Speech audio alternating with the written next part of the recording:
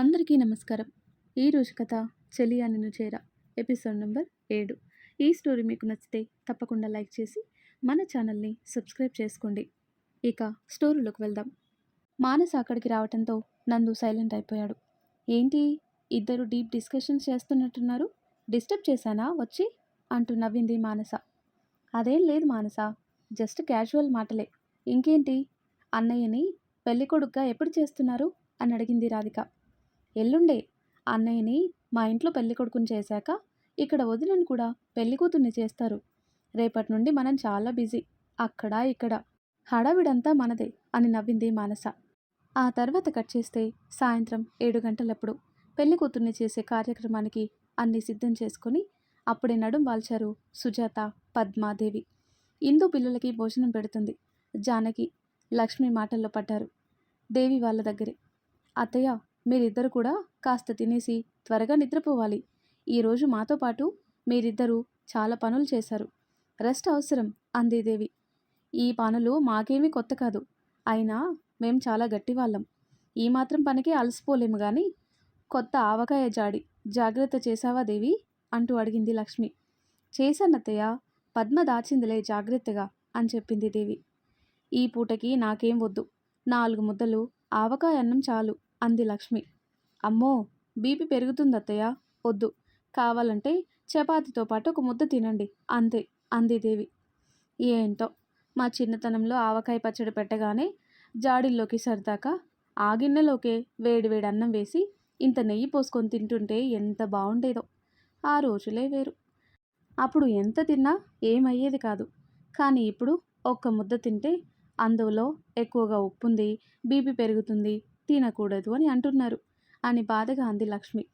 సుజాత వెంటనే ఆవకాయ జాడి దింపి అన్నం తీసుకొచ్చి ఒక గిన్నెలో కలిపింది. పద్మ వెళ్ళి నెయ్యి తీసుకువచ్చి సుజాత కలిపి అన్నంలో పోసింది. పద్దు, ఏం చేస్తున్నావు అని దేవి వారిస్తున్నా వినకుండా ముద్దలు చేసుకుని లక్ష్మి నోటి దగ్గర పెట్టింది పద్మ. ఈ ఒక్కరోజుకి ఏం కాదులే అక్క అని దేవికి చెప్పి. ఇంట్లో అమ్మల దగ్గర హడావిడేంటో అర్థం కాక మొత్తం చేరారు అక్కడికి, రాధికతో సహా. ఎంతైనా నీకు మీ పెద్దత్త అంటేనే ప్రేమే, నేనంటే నీకు లేదే అని తన మేనకోడలైన కోడల్ని చూస్తూ అంది జానకి. అబ్బో, మా అత్తగారు నా మీద అలకపట్టారా? ఒక్క నిమిషం అని ఇంకో ముద్ద తీసుకొని జానకికి పెట్టింది పద్మ. మరి నాకే అంటూ నోరు తెరిచింది సుజాత. నీకు లేకుండానా అక్క అంటూ సుజాతకి ఒక ముద్ద పెట్టింది పద్మ. సుజాత కూడా ఒక ముద్ద తీసుకొని పద్మకు పెట్టింది. మీరిద్దరికేనా, మరి నాకు అని అడిగింది దేవి. నీకు కూడా, మా ప్రియమైన అక్కకి లేకుండానా అంటూ చెరో ముద్ద తీసుకుని దేవికి పెట్టారు సుజాత, పద్మ. మరి నాకు అంటూ అప్పుడే అక్కడికి వచ్చింది అనిత. మా ముద్దుల మరదలు పిల్లవు, నీకు కూడా అంటూ దేవి, సుజాత, పద్మ ముగ్గురు తలో ముద్ద పెట్టారు అనితకి. మరి మాకు అన్నారు ఒకేసారి నందు, జై, ప్రియ, ఇందు, అర్జున్, మానస, కిరణ్. ఇలా కాదు అని ఆవకాయ జాడి నుండి ఇంకొంచెం పచ్చడి తీసి ఒక పెద్ద గిన్నెలో మళ్ళీ అన్నం కలిపింది పద్మ. అందరూ వరుసగా కూర్చుంటే పెడుతూ ఉన్నారు జానకి. రాధిక అదంతా చూస్తూ అలానే నిలబడింది. నీకు సపరేట్గా చెప్పాలా, ఇలా కూర్చో అమ్మాయి అంటూ రాధికని మానస పక్కన కూర్చోబెట్టింది పద్మ. అది చూసిన బబ్లు, ఏంటిది రెడ్ రెడ్గా భలే ఉంది, మంచి స్మెల్ వస్తుంది, అంతా మీరే తింటారా, మరి మాకు కూడా పెట్టండి అని వాళ్ళు కూడా లైన్లో వచ్చి కూర్చున్నారు. ఒరేయ్, మీరిది తినలేరు, కారంగా ఉంటుంది అని ఇందు అంటున్నా పట్టించుకోకుండా. అందరికీ ముద్దలు చేసి పెడుతుంది జానకి. నానమ్మ, నాకైతే ఈ పూట ఇది మాత్రమే చాలు, ఇంకేం వద్దు అన్నాడు జై. అలాగే లేరా, మీ ఇష్టం అంటూ ఒక్కొక్కరికి తనే ముద్దలు చేసి పెట్టింది జానకి. బబ్లీ వాళ్ళకి వేరే గిన్నెలో కాస్త నెయ్యి ఎక్కువ, పచ్చడి తక్కువ వేసి కలిపించింది సుజాత. అందరూ అలా కలిసి తింటుంటే రాధికకి కళ్ళల్లో నీళ్ళొచ్చాయి. ఇది తన జీవితంలో ఎప్పుడూ మర్చిపోలేని మధురమైన అనుభూతి. ఇలాంటి ఒకరోజు తన జీవితంలో కూడా ఉంటుందని అనుకోలేదెప్పుడు. అందుకే ఆ ఆలోచనలతో కళ్ళల్లో నీళ్లు తిరిగాయి. రాధిక కళ్ళల్లో నీళ్లు చూడగానే, ఏమ్మా, కారం ఎక్కువైందా, మంచినీళ్ళు తాగు అని నీళ్ళ గ్లాస్ చేతికిచ్చింది జానకి. అదేం లేదమ్మమ్మగారు, చాలా హ్యాపీగా ఉంది అని ఇంకేం మాట్లాడలేకపోయింది రాధిక. రాధిక మనసులో ఏముందో తెలిసింది నందుకి. అందుకే మెల్లిగా రాధిక భుజం తట్టాడు కంట్రోల్ అంటూ. అందరూ హ్యాపీగా ఉన్న మూమెంట్ని తన వల్ల డిస్టర్బ్ కావటం ఇష్టం లేక, ఈరోజు నా జీవితంలో అస్సలు మర్చిపోను, చాలా బెస్ట్ మూమెంట్ ఇది.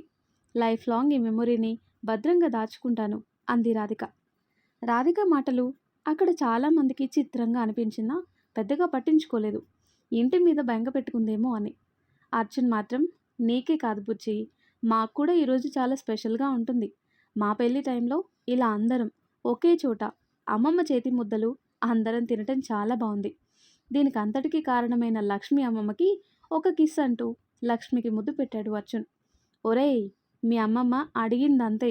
అసలు ఇక్కడికి తెచ్చింది మీ పద్మత్త, కలిపింది సుజాతత్త, పెట్టింది నేను అంది జానకి.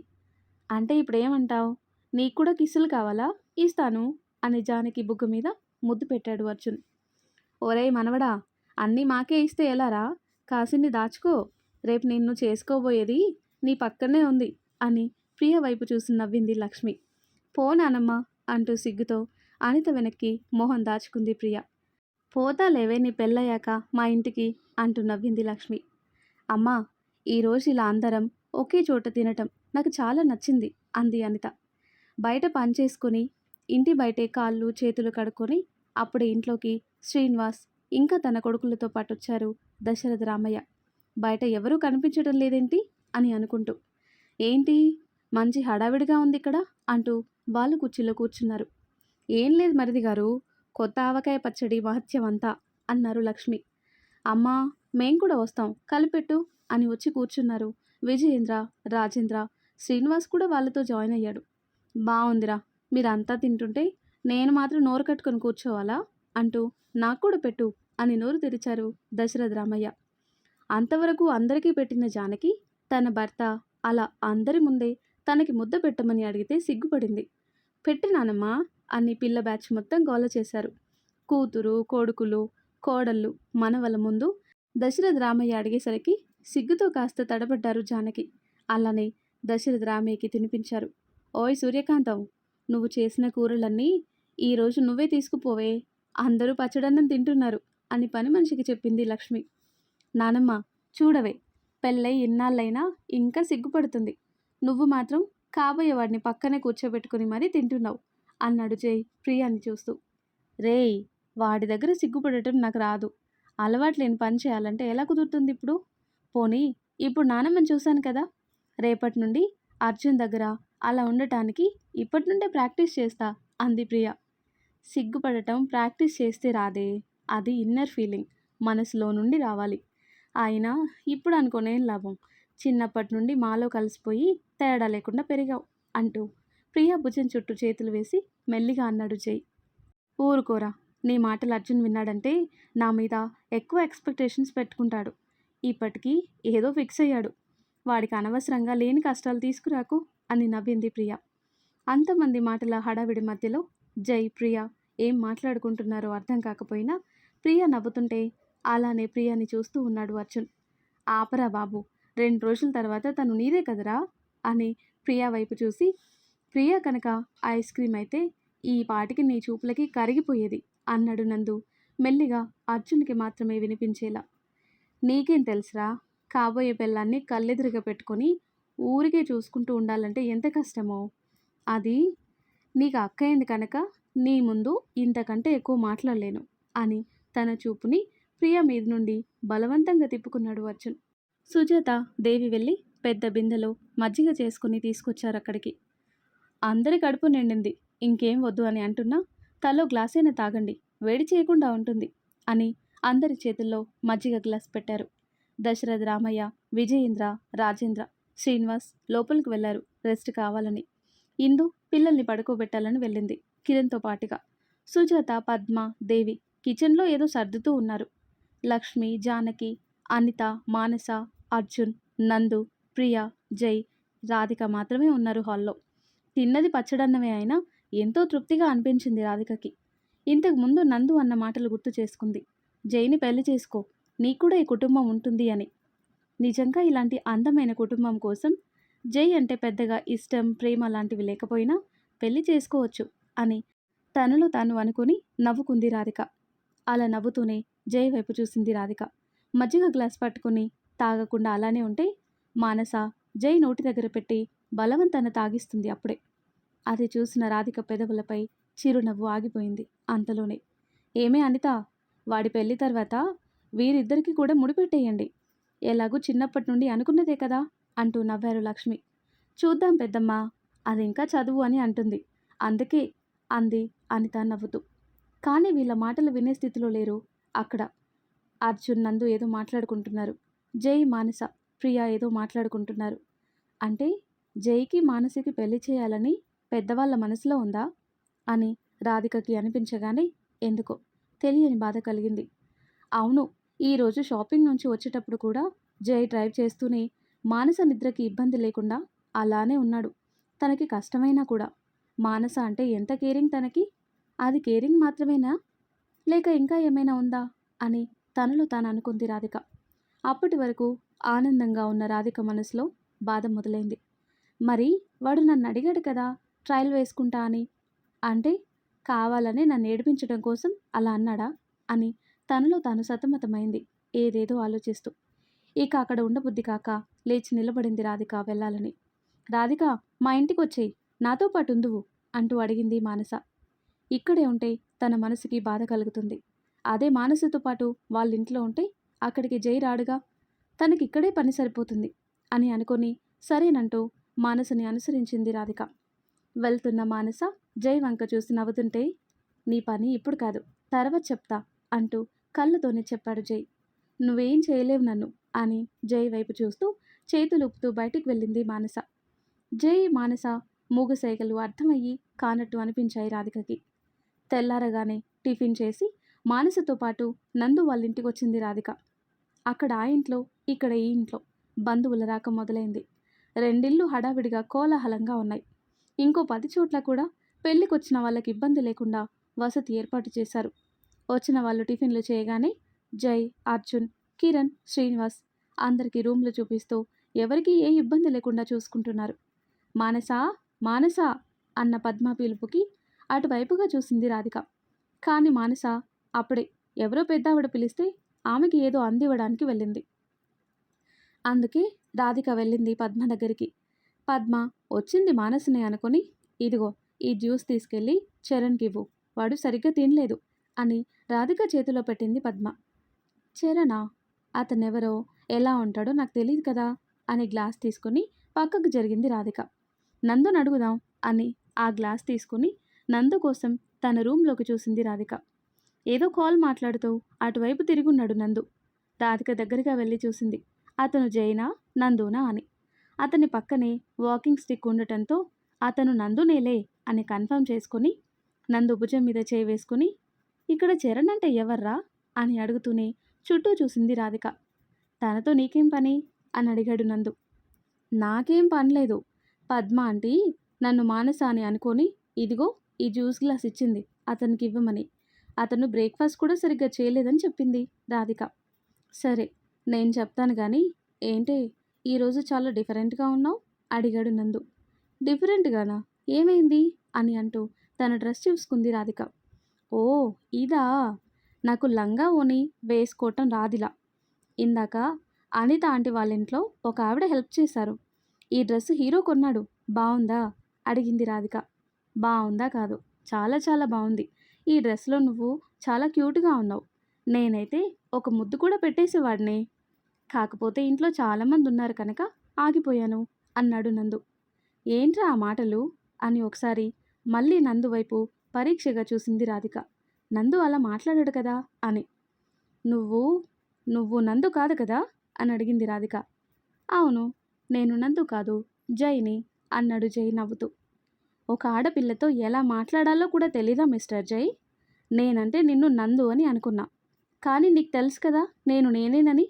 ఏదో నీ సొంత మరదలైనట్టు నాతో మాట్లాడటానికి నేనేం మానసిని కాదు అని నిన్న రాత్రి జైకి మానసికి పెళ్ళి అని అందరూ అనుకున్నది గుర్తుకు రాగానే తనేం మాట్లాడుతుందో తెలియకుండానే అనేసింది రాధిక. జై ఒకసారి రాధిక వైపు అలానే చూసి రాధిక చేతిలో గ్లాస్ తీసుకుని, నువ్వెళ్ళు, చరణ్కి నేనిస్తాను అన్నాడు. ఏం అవసరం లేదు, ఆంటీ చెప్పిన పని చెప్పినట్టుగా నేను చేస్తాను. ఆ చరణ్ ఎవరో నువ్వు కాక ఇంకెవరూ చెప్పరా నాకు, ఎవరో తెలుసుకొని ఇచ్చేస్తానులే అని అంటూ అక్కడి నుండి కదలబోయింది రాధిక.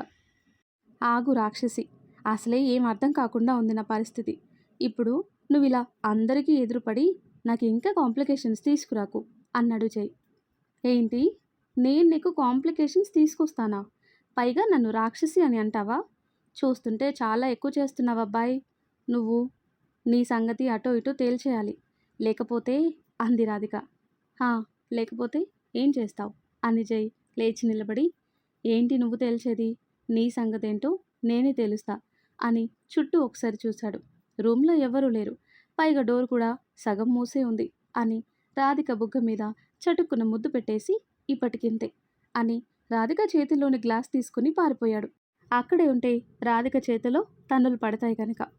జై అలా సడన్గా ముద్దు పెట్టేసరికి ఒక్క క్షణం ఫ్రీజ్ అయిపోయింది రాధిక. జై ముద్దు పెట్టిన బుగ్గ మీద చేయి పెట్టుకొని చిన్నగా నవ్వింది, తనకి తెలియకుండానే. మళ్ళీ అంతలోనే మానస గుర్తుకు రావడంతో కళ్ళ వెంట నీళ్ళతో పాటు జై మీద కోపం కూడా రన్నింగ్ రేస్ పెట్టినట్టు పరిగెత్తుకుంటూ వచ్చింది. ఎందుకు వీడు ఇలా బిహేవ్ చేస్తున్నాడు? నేనేదో వాడి ఓన్ ప్రాపర్టీ అయినట్టు నా ఇష్టాలతో పని లేకుండా ముద్దు పెడతాడా? అయినా ఎలా చేస్తాడు? ఇంట్లో వాళ్ళు మానసతో పెళ్ళి అని అంటున్నారు. పైగా వాడికి కూడా మానస అంటే ఎంతో ఇష్టం, అది నాకు కూడా తెలుసు. కానీ ఇలా నాతో ఎందుకు బిహేవ్ చేస్తున్నాడు? నన్ను టైంపాస్ అని అనుకున్నాడా? అసలు ఈ జైని ఎలా అర్థం చేసుకోవాలి? ఒక్కోసారి వాడు కావాలని అనిపిస్తుంది, ఒక్కోసారి వద్దు అని అనిపిస్తుంది. భయంగా ఉంది. వాడి మీద నాకున్న ఫీలింగ్ ఏంటి? ఇష్టమా, ప్రేమ, లేక కేవలం నందు మాటల వల్ల ఈ కుటుంబాన్ని చూసి నేను వాడిని ఇష్టపడుతున్నానా అని తలపట్టు కూర్చుంది రాధిక అక్కడే. రాధిక, ఎక్కడున్నావు అని మానసి పిలుపుకి ఈ లోకంలోకి వచ్చి తన ఫేస్ను ఒకసారి అద్దంలో చూసుకుని సర్దుకొని బయటకు వచ్చింది రాధిక. ప్రియ రూమ్లోకి వెళ్తూ, ఎక్కడికి వెళ్ళావు? పద అని రాధిక చేయి పట్టుకొని ప్రియ దగ్గరికి తీసుకెళ్ళింది మానస. పెళ్ళికొచ్చిన వాళ్ళలో చాలామంది ప్రియ దగ్గరే ఉన్నారు. మొత్తం హడావిడిగా ఉందక్కడ. ప్రియాకి గోరింటాకు పెడుతున్నారు. రాధికనక్కడ చూసి మెల్లిగా ఫోన్లో మాట్లాడుతూ బయటికి వెళ్ళే విధంగా రాధిక వెనక్కి వచ్చి, నువ్వు కూడా గోరింటాకు పెట్టించుకో, నేను చూసేసరికి నీ చేతులు ఎర్రగా ఉండాలి అని రాధికకి మాత్రమే వినిపించేలా చెప్పి గబగబా బయటికి వెళ్ళిపోయాడు జై. వెళ్తున్న జై వైపే చూసింది రాధిక, అక్కడెవరిని పట్టించుకోకుండా. రాధిక, ఇలారా అని తన పక్కని కూర్చోబెట్టుకుంది మానస. అక్క, ప్రియవదనకి పెట్టగానే అందరికంటే ముందు నాకే గోరింటాకు పెట్టు, బాగా ఎర్రగా పండాలి అంది మానస నవ్వుతూ గోరింటాకు పెట్టే అమ్మాయిని చూసి. ఏమే మనవరాలా, గోరింటాకు ఎర్రగా పండితే మంచి మొగుడొస్తాడనా? అంత తొందర అంటూ నవ్వింది పెళ్ళికొచ్చి అక్కడే ఉన్న ఒక బామ్మగారు. అయ్యో, అదేం లేదు బామ్మగారు, గోరింటాకు బాగా ఎర్రగా పండితే ఓ నెల రోజుల పాటు నెయిల్ పాలిష్ వేసుకునే పనుండదు కదా, అందుకే అడిగాను అంది మానస. గడుసుదానివే నువ్వు, బయటపడకుండా భలే మాట్లాడతావు అన్నారు బామ్మగారు. ప్రియకి పెట్టగానే మానస పెట్టించుకుంది. రాధిక, నువ్వు కూడా పెట్టించుకో. అందరూ ఏదో ఒక పనిలో ఉన్నారు. లైన్ చాలా పెద్దదిగా ఉంటుంది లేట్ అయితే అంది మానస. నాకొద్దు మానస, నాకు అలవాట్లేదు అంది రాధిక. ఇంతకు ముందు వరకు అలవాటు లేకపోతే లేకపోయే, ఇప్పుడు పెళ్లి సందర్భం కూడా కలిసొచ్చింది కదా, పెట్టుకో, చాలా బాగుంటుంది. మా జై బావకి గోరింటాకు చేతులంటే భలే ఇష్టం అంది మానస. జై పేరు మానస నోటి నుండి వినగానే మళ్ళీ మనసు దిగులతో నిండిపోయింది రాధికకి. అది అది అని రాధిక సాగదీస్తుంటే గోరింటాకు పెట్టే అమ్మాయి వైపు చూసి, నువ్వు తనకి పెట్టక్క అని సైగ చేసింది మానస. అంతే, ఆ అమ్మాయి రాధిక చేయి తీసుకుని వెంటనే అరచేతిలో చందమామ పెట్టేసింది. ఇంకా చాలామంది ఉన్నారు, ప్లీజ్ త్వరగా పెట్టించుకుంటే నేను వెళ్ళొచ్చు, నాకు ఇంకో ప్లేస్లో కూడా వర్క్ ఉంది అనంటూ. ఇంకేం మాట్లాడలేదు రాధిక. 10 నిమిషాల్లో రాధికకి పెట్టగానే ఇంకొందరు వచ్చాక గోరింటాకు పెట్టించుకోవటం కోసం. అందులో ఒక అమ్మాయి, ఏంటి మెహందీ పెట్టకుండా ఈ ఆకు ముద్ద పెడుతున్నారు? అంతా ముద్ద ముద్దగా ఉంటుంది, ఆరటానికి గంటలు గంటలు కూర్చోవాలి, పైగా డ్రెస్ మీద పడితే డ్రెస్ పాడవుతుంది. మెహందీ అయితే ఇలా పెడుతుంటే అలా డ్రై అవుతుంది. చాలా డిజైన్స్ పెట్టుకోవచ్చు, అసలు పెళ్లి కూతురు కూడా ఇదే పెట్టారా? సో సాడ్, నాకొద్దు అని పైకి లేవబోయింది. అదేంటమ్మాయి అలా అన్నావు? నువ్వు చెప్పే మెహందీ పుట్టుకకి ఇదే కారణం. అయినా దాంట్లో ఏవో కెమికల్స్ కలిపి ఎన్నో రోజుల క్రితం రెడీ చేసి పొట్లాల్లో నింపుతారు. కానీ ఇది స్వచ్ఛమైన ఆకు, తాజాగా ఉంది, ఇదే ఆరోగ్యానికి మంచిది అన్నారు బామ్మగారు. ఆరోగ్యానికి ఆకు ముద్దకి ఏంటి సంబంధం బామ్మగారు అడిగింది రాధిక. ఆరోగ్యమే మహాభాగ్యం, అవునా? గోరింటాకులో వేడిని తగ్గించే గుణం ఉంటుంది. మనలో రోగనిరోధక శక్తిని పెంచి రక్త ప్రసరణ సక్రమంగా జరిగేలా చేస్తుంది. అంతేకాదు, ఆషాఢ మాసంలో గోరింటాకు ఎందుకు పెట్టుకుంటారో తెలుసా అని అడిగారు బామ్మగారు.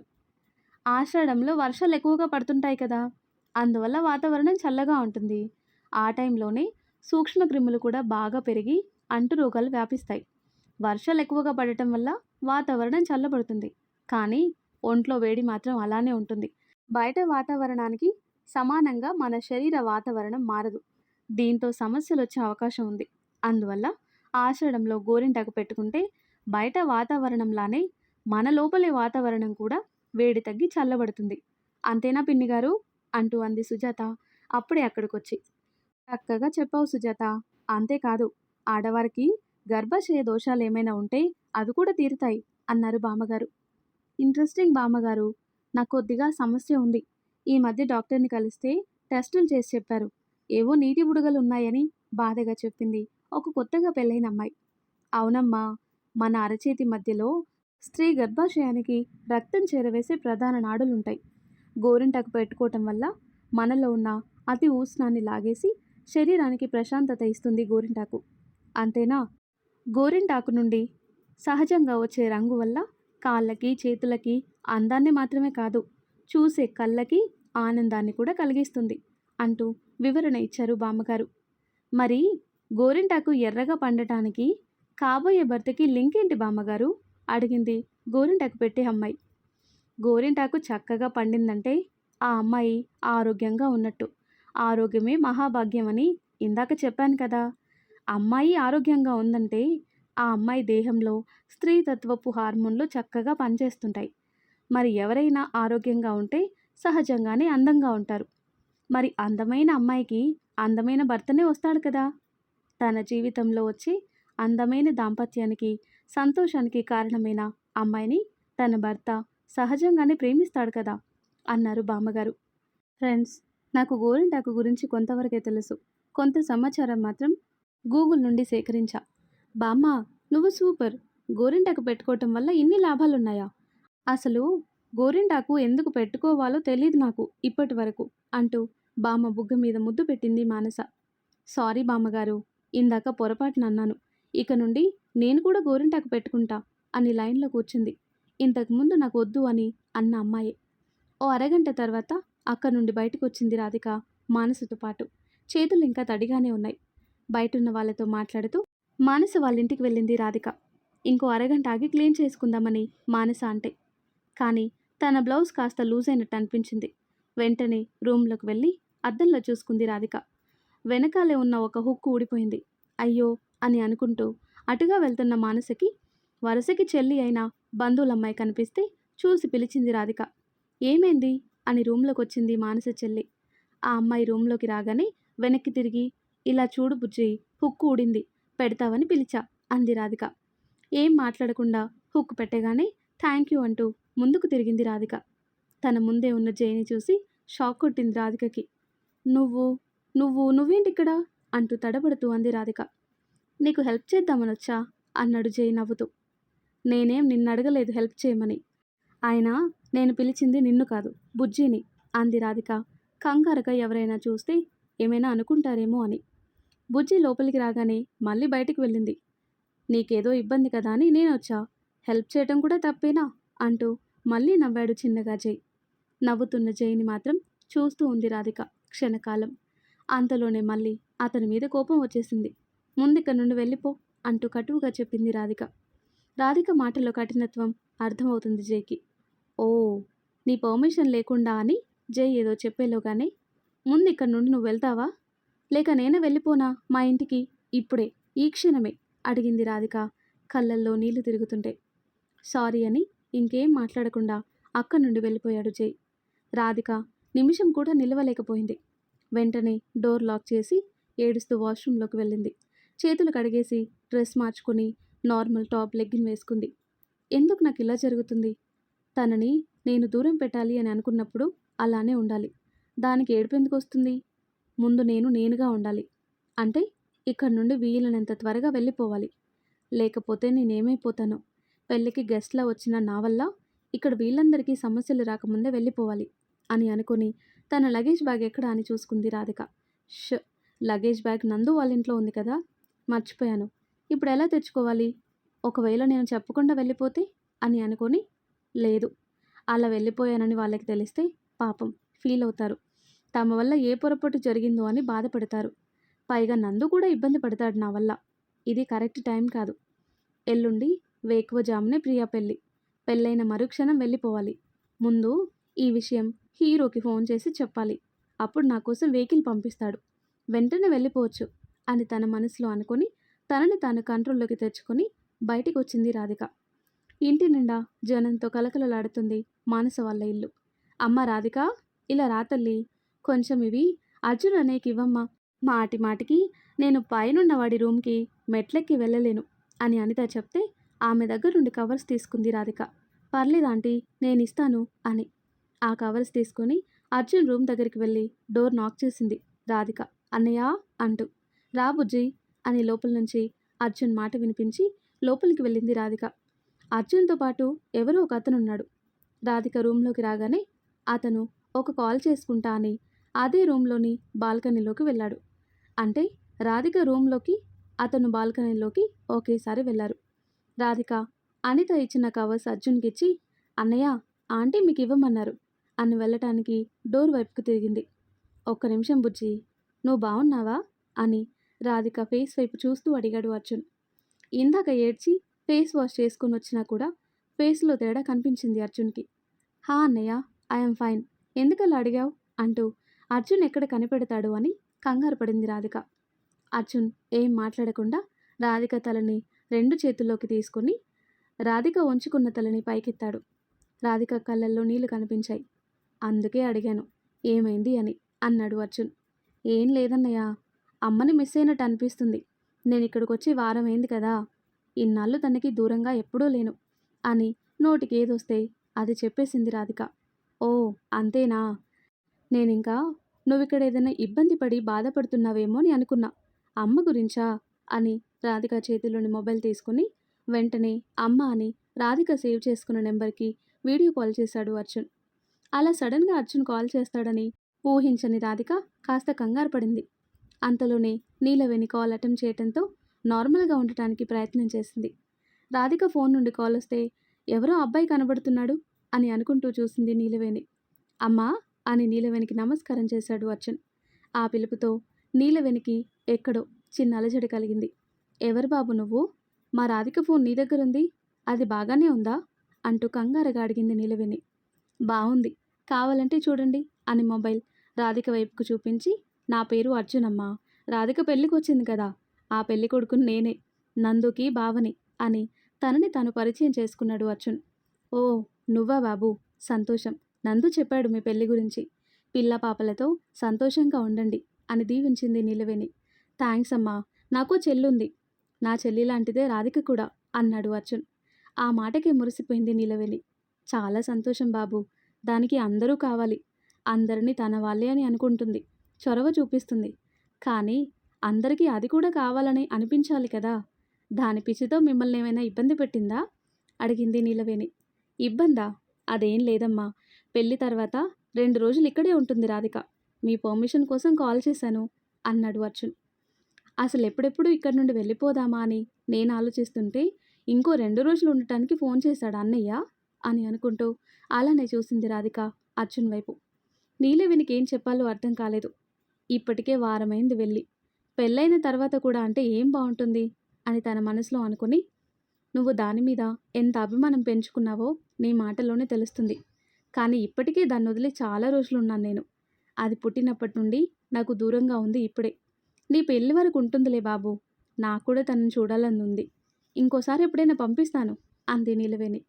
ప్లీజ్ అమ్మా, రాధిక నా చెల్లి, అందరిలా పెళ్ళవగానే భోజనం చేసి వెళ్ళిపోతే నాకు ఏదోలా ఉంటుంది, కావాలంటే నేనే వచ్చి రాధికని మీ ఇంట్లో వదిలిపెడతా అని అడిగాడు అర్జున్ రిక్వెస్ట్ చేస్తూ. ఇక నీలవేణి కాదనలేకపోయింది. సరే బాబు, నీ ఇష్టం, అది అక్కడి నుండి బయలుదేరే ముందు ఒక ఫోన్ చేయమని చెప్పు, నేను వెహికల్ పంపిస్తాను, నువ్వు అనవసరంగా శ్రమ తీసుకోకు, అసలే కొత్త పెళ్లి కొడుకువి, అలా ఊరు దాటి బయటికి రాకూడదు అని నవ్వుతూ చెప్పింది నీలవేణి. థ్యాంక్ యూ వెరీ మచ్ అమ్మా అన్నాడు అర్జున్. బుజ్జి, నువ్వు ఉండాల్సిందే అని రాధిక వైపు చూసి అన్నాడు అర్జున్. బాయ్ అమ్మా అంటూ అర్జున్, రాధిక ఒకేసారి అన్నారు. బాయ్ చెప్పి కాల్ కట్ చేసింది నీలవేణి. అర్జున్ మనిషి మాటలే నీలవేణి మనసులో పదే పదే గుర్తుకొచ్చాయి. రాధికని అంత అభిమానంగా చూస్తున్నాడు అని అనుకుంటూ, ఎక్కడున్నా సంతోషంగా ఉండాలి బాబు నువ్వు అని అర్జున్ గురించి అనుకుంది నీలవేణి. కాల్ డిస్కనెక్ట్ చేయగానే, చూడమ్మా బుజ్జమ్మ, ఆ మంకీ తనే. ఏదో నా పెళ్లి పెద్ద మనిషిలా ఫీల్ అవుతూ అసలు నన్ను పట్టించుకోవటం లేదు. కనీసం నువ్వైనా నన్ను చూసుకో. పెళ్లిలో నాతో పాటు నాకు దగ్గరలో నువ్వుండాలి సరేనా? అడిగాడు అర్జున్. ఏమీ మాట్లాడలేక సరే అన్నయ్య అని చిన్నగా నవ్వి అక్కడి నుండి బయటకొచ్చింది రాధిక. రాధిక బయటికి రాగానే బాల్కనీలో నుండి రూమ్ లోపలికొచ్చాడు జై. ఏంట్రా, రాధిక రాగానే పక్కకెళ్ళావు? ఏం జరిగింది? అడిగాడు అర్జున్. ఏం లేదు. తనకి నేను ఎంత దగ్గరవ్వాలని ప్రయత్నం చేస్తున్నా తను నాకు అంత దూరంగా ఉంటుంది. ఇప్పుడు నేను నీతో పాటు ఇక్కడే ఉన్నానని తనకి తెలిస్తే నీ దగ్గర నుండి కూడా వెళ్ళిపోతుంది. అందుకే తన మాట విని బయటికి వెళ్ళాను అని చెప్పాడు జై. ప్రేమిస్తున్నావా తనని? డైరెక్ట్గా అడిగాడు అర్జున్. జై మౌనంగా ఉంటే. అలా మౌనంగా ఉంటే ఏమనుకోవాలి? ఏదో ఒకటి మాట్లాడు జై అన్నాడు అర్జున్. తను నాతో ఉంటే బాగుంటుంది. తన కన్ఫ్యూజన్, మనిషి, మాట, నవ్వు, విసుగు, కోపం, ఏడుపు, అలక అన్నీ నాకు నచ్చుతాయి. తన పక్కన నా స్థానమని నేను అనుకున్న ప్లేస్లో ఎవరున్నా నేను ఇన్సెక్యూర్గా ఫీల్ అవుతున్నాను. ఆఖరికి నందు ఉన్నా కూడా. నాకు తెలుసు వాళ్ళిద్దరు మంచి ఫ్రెండ్స్ అని, అంతకు మించి ఏదీ లేదని. అయినా కూడా ఏదో కంగారు. ఒకవేళ దీనికి ప్రేమ అని పేరు పెడితే మాత్రం ఐ లవ్ రాధిక, ఆ రాక్షస్ అంటే నాకు ఇష్టం అని కళ్ళు మూసుకొని అర్జున్ వైపు చూడకుండా రాధికని గుర్తు చేసుకుంటూ తను చెప్పాలనుకున్నది మొత్తం చెప్పేశాడు జై. జై మాట్లాడుతుంటే కొయ్యబారి నిల్చున్నాడు అర్జున్. తను రాధిక గురించి మాట్లాడిన తర్వాత కూడా అర్జున్ నుండి ఎలాంటి రియాక్షన్ రాకపోయేసరికి అర్జున్ వైపు చూశాడు జై. ఏంటి, ఏమైంది అర్జున్, అలా ఉన్నావు అని అడిగాడు. ఏం లేదు, కానీ ఇది అసలు అయ్యే పనేనా అన్నాడు అర్జున్ కాస్త గాబరాగా. తెలీదు, కానీ రాధికను మాత్రం వదులుకోలేను స్థిరంగా చెప్పాడు జై. మరి మా అని అర్జున్ ఏదో అడిగేలోపై అక్కడికొచ్చారు అర్జున్ కాలేజ్ ఫ్రెండ్స్. హాయ్రా పెళ్ళి కొడుకా అని అంటూ. నీ పెళ్లి తర్వాత మాట్లాడదాం ఈ విషయాల గురించి అని అర్జున్ ఫ్రెండ్స్ అందరినీ పలకరించి, మీకోసం కాఫీ పంపిస్తా, మీరు మాట్లాడుతూ ఉండండి అని చెప్పి బయటికి వెళ్ళాడు జై. వెళ్తున్న జై వైపు స్థానువులా నిలబడి చూస్తూ ఉన్నాడు అర్జున్. తన ఫ్రెండ్స్ మాటలేవి వినిపించలేదు ఆ క్షణంలో. మరి ఆ తర్వాత ఏం జరుగుతుందో నెక్స్ట్ వీడియోలో తెలుసుకుందాం. ఎంతో ఇంట్రెస్టింగ్గా ఉండే ఈ స్టోరీ నెక్స్ట్ పార్ట్స్ కోసం ఈ వీడియో లైక్ చేసి మన ఛానల్ని తప్పకుండా సబ్స్క్రైబ్ చేయండి. Thanks for watching.